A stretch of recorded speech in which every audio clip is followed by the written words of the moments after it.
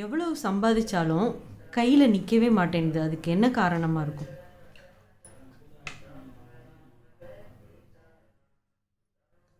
அதாவது சம்பாதிக்கிற பணம் சேமிப்பு ஆக முடியல, செலவாகிட்டே இருக்குதுன்னு சொல்கிறீங்க.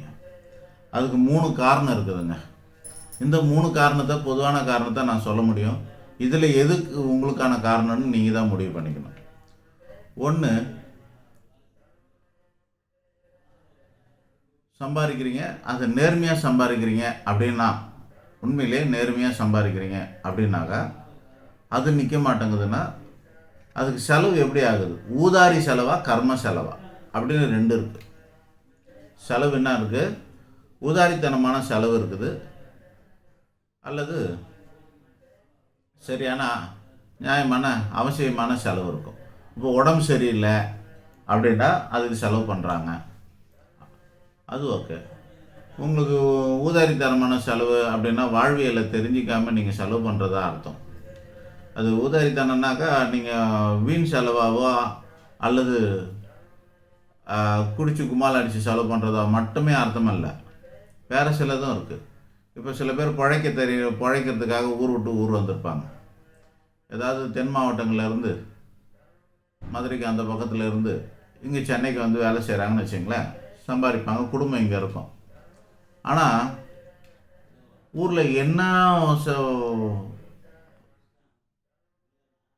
செலவு, எந்த ஒரு ஃபங்க்ஷன் நடந்தாலும், சடங்கு சம்பிரதாயம்னு அந்த காரணம் இந்த காரணம்னு சதா காலம் ஓடி போயிடுவாங்க, எல்லாம் கிளம்பி போயிடுவாங்க.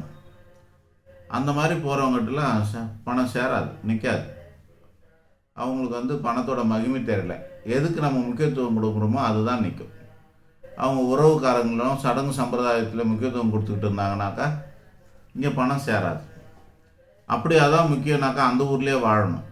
சம்பாதிக்கணும், பழைக்க வந்துட்டோம். நீங்கள் வந்தாச்சுன்னா, என் சித்தி வீட்டில் இப்போ ஃபங்க்ஷனு, என் பெரியம்மா வீட்டில் ஃபங்க்ஷனு, எங்கள் அத்தை வீட்டில் ஃபங்க்ஷனு, எங்கள் ஆயா வீட்டில் ஃபங்க்ஷனு, எங்கள் ஆயா வீட்டு நாய் வயசுக்கு வந்துச்சுன்னு ஃபங்க்ஷனு, இப்படி எல்லாத்துக்கும் போயிட்டு வந்துக்கிட்டு இருந்தாக்கா இதெல்லாம் ஊதாரித்தனத்தில் தான் சேரும்.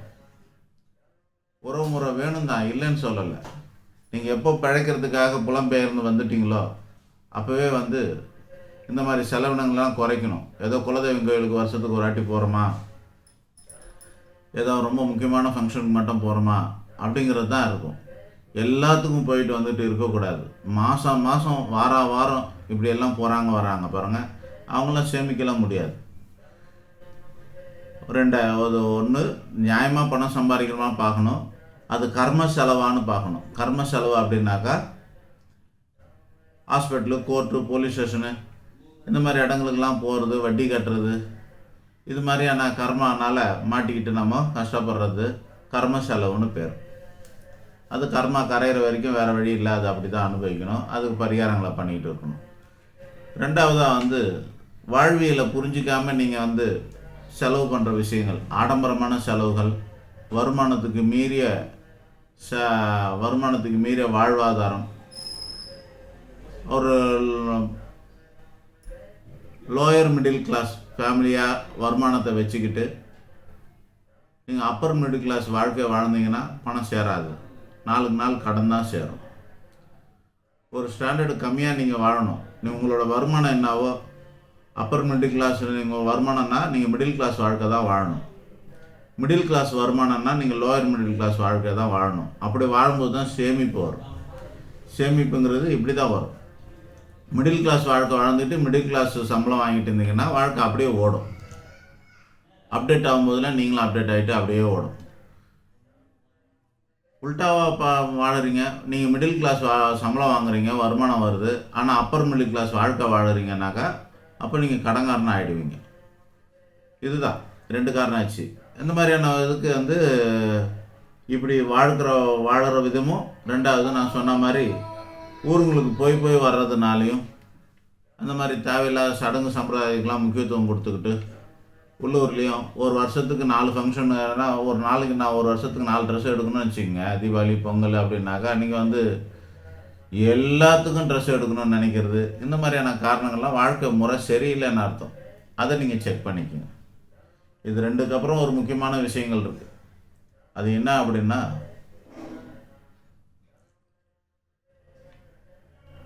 தர்மம் மீறிய வருமானமாக இருந்தால், தர்மத்துக்கு மீறிய வருமானமாக இருந்தால், தொழில் தர்மம்னு சொல்லுவாங்க சில பேர்.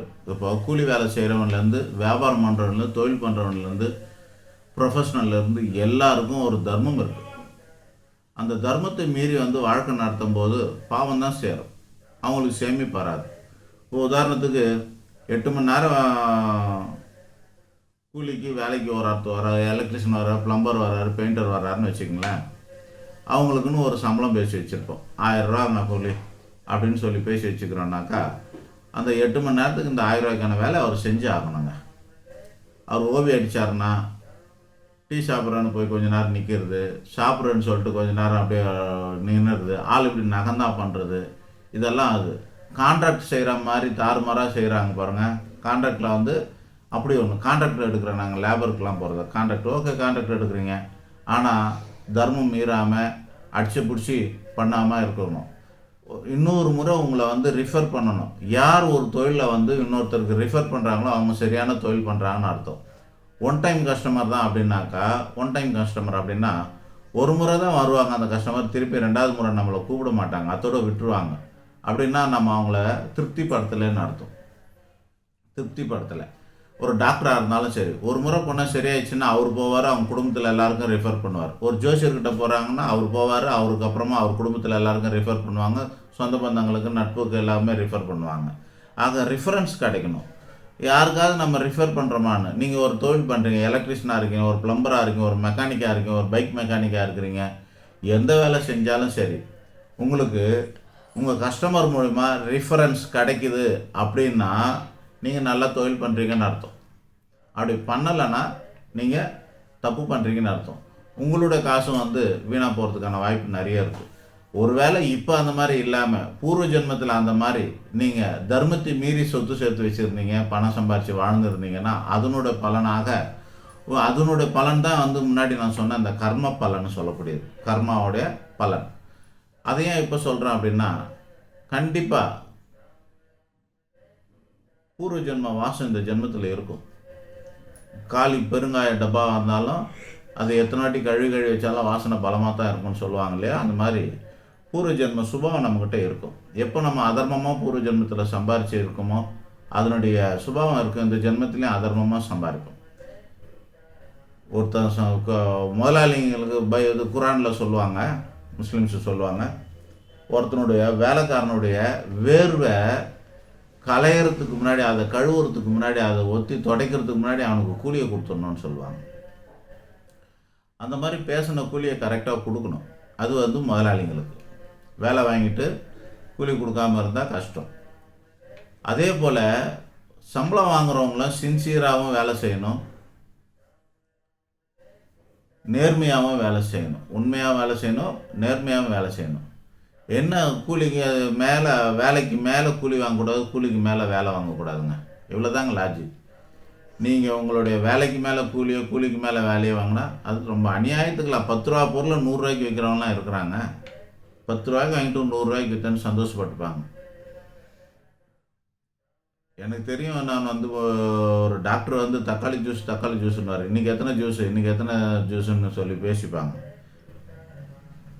அப்படின்னா என்ன அர்த்தம்னா, பிளட்டு ஏற்றுறது, குளுக்கோஸ் ஏற்றுறது. வரவங்களுக்கெல்லாம் அந்த மாதிரிலாம் ஏற்றி சம்பாரித்த டாக்டர்ஸ் எல்லாம் கூட இருக்கிறாங்க. இன்றைக்கி அவங்க வாழவே இல்லை, இதே ஏரியாலே இருக்கிறாங்க. இன்றைக்கி வாழவே இல்லை, அவங்களாம் டாக்டரே வாழலை. அந்த மாதிரி அன்றைக்கி ஒரு 20-30 வருஷத்துக்கு முன்னாடி அந்த மாதிரி சம்பாரித்தவங்க இன்றைக்கி குடும்பத்தோடு வாழ முடியல. இதெல்லாம் பார்க்குறோம். ஒன்று அந்தந்த ஜென்மத்திலே அதுக்கான தண்டனை நம்ம அனுபவிப்போம், அல்லது மிச்சம் மீதி இருந்தால் கேரி ஃபார்வர்ட் ஆகி அடுத்த ஜென்மத்தில் அனுபவிப்போம். ஆக நம்மளோட வருமானத்தை பொறுத்து நம்மளோட வாழ்க்கை இருக்கணும். அது ஏறவும் கூடாது, இறங்கவும் கூடாது. எவ்வளோ கம்மியாக நம்ம செலவு பண்ணுறோமோ, வரவுக்கு கீழே அப்படி செலவு பண்ணணும்னு சொல்லுவாங்களே, அதுதான். நம்மளுடைய ஸ்டாண்டர்டுக்கு கீழே கொஞ்சம் கம்மியாக நம்ம ஸ்டாண்டர்டை வளர்த்து வச்சுக்கிட்டோம்னா நமக்கு சேமிப்பு சேரும். நம்மளுடைய வருமானத்துக்கு அல்லது நம்ம ஸ்டாண்டர்டுக்கு மீறிய வாழ்க்கையை வாழும்போது அது கண்டிப்பாக சேமிப்பு இருக்காது, கடன் தான் சேரும். இது ஒரு பக்கம். அது முக்கியமான செலவுன்னு சொல்லிட்டு படிப்பு முதல் கொண்டு எல்லாத்துக்கும் கூட அந்த மாதிரிலாம் பண்ணுவாங்க. படிப்பு முதல் கொண்டு நாம் என்ன ஸ்டாண்டர்டில் இருக்குமோ அந்த ஸ்டாண்டர்டில் படிக்கணும். இல்லைனாக்கா நீங்கள் படித்து முடித்து சம்பாரித்து நான் கடன் அடைக்கிற வரைக்கும் உங்களோட வாழ்க்கை கஷ்டமாக தான் இருக்கும். ஆக படிப்பு முடிக்கிறதுக்கு எஜுகேஷன் லோனு, அந்த லோனு, இந்த லோனுன்றது, வீடுக்கு நம்ம தகுதி இல்லாமலே நம்மளோட வருமானத்துக்கு மீறிய வீட்டில் வசிக்கிறது, வாழறது, வாங்கிறது, வாடகை கொடுக்கறது எல்லாமே தவறு தாங்க. அதில் முக்கியமானது நம்ம இப்போ சொல்ல வர்றது என்னென்னா, உங்களோட தொழில் சுத்தம் பார்த்துக்குங்க. தர்மத்துக்கு மீறிய அளவில் காசு வாங்காதீங்க. வாங்குகிற காசை கரெக்டாக பண்ணுங்கள். ஒரு பெயிண்டர் இருக்காருன்னு வச்சிங்களேன், 1000 ரூபாய்க்கு பெயிண்ட் பண்ணுவாங்கங்க. கான்ட்ராக்டர்னாக்கா மொத்தமாக அடிக்கிறதுக்கு 4000 ரூபா கேட்குறாங்கன்னு வச்சுங்களேன். அதை அடிச்சுட்டு போனோன்னாக்கா 4 நாள் வேலை செய்யணும் இல்லையா? 2 நாளில் செஞ்சு முடிச்சாக்கா எப்படி 100% லாபமா? 2000 ரூபா வேலைக்கு 4000 ரூபா கான்ட்ராக்ட் கேட்பாங்களா? கூலி கான்ட்ராக்ட்னு இருக்கா இல்லையா? அதுபோலவே எல்லா துறையிலுமே, ஏன்னா நமக்கு தெரியவே தெரியாது. ஒரு டிவி ரிப்பேர் பண்ண கொடுக்குறோம், இது எவ்வளோங்க இதுன்னு 2000 ரூபா 3000 ரூபான்னு சொல்கிறாங்க. நமக்கு வேறு வழி இல்லை. 30,000 டிவிக்கு 3000 ரூபா செலவு பண்ணி தான் ஆகணுன்னாக்கா பண்ணி போகிறோம். 30,000 டிவி சரி, ஒரு 3000 ரூபா போனால் போட்டோம்னு சொல்லி கொடுத்து தான் போகிறோம். அவன் 300 ரூபாய்க்கு தான் அந்த பொருள் வாங்கி போட்டுருந்தானே. ஒரு ஐசி போயிருந்தது, ஒரு பட்டன் போயிருந்தது, ஒரு சுவிட்சு போயிருந்தது, 300 ரூபா தான் செலவாக இருக்கும். என்ன தெரியும்? தொழில் தெரியாதவனுக்கு ஏமாற்றிட்டா நம்மளால சேமிப்பு இருக்காது. ஒரு வேளை இந்த ஜென்மத்தில் நீங்கள் நல்லா வாழ்ந்துட்டாலும் சரி, கடைசி காலமோ இல்லை அடுத்த ஜென்மமோ நிச்சயமாக பாதிக்கப்படும். ஆக நான் எவ்வளோ சம்பாதிச்சாலும் என்கிட்ட காசு சேரலன்னு புலம்புறதை விட்டு உங்களோட வாழ்க்கை முறையும் உங்களோட வருமானம் வழியையும் பரிசோதித்து பாருங்கள். செக் பண்ணுங்கள். Check your income. அது நேர்மையான முறையில் வருதா, நியாயமான முறையில் வருதா, அதர்மமாக சம்பாதிக்கிறோமா, தெரிஞ்சோ தெரியாமல நம்ம எக்ஸ்ட்ரா கூலி வாங்குறோமா, எக்ஸ்ட்ரா சம்பளம் வாங்குறோமா, எக்ஸ்ட்ரா லாபம் வைக்கிறோமா பார்த்துக்கோங்க. நீங்கள் ரோட்டில் காய்கறி கடை விற்கிறதா இருந்தாலும், ரோட்டில் இட்லி கடை போட்டு விற்கிறதா இருந்தாலும் சரி, உங்களோட லாப நஷ்டத்தெல்லாம் பார்க்குறதுக்கு முன்னாடி நியாய தர்மத்தை பார்த்துக்குங்க. தர்மத்துக்கு உட்பட்டு வாழ்ந்தாக்கா உங்கள் பணம் உங்களுக்கு சேமிப்பு ஆகும். நன்றி, வணக்கம்.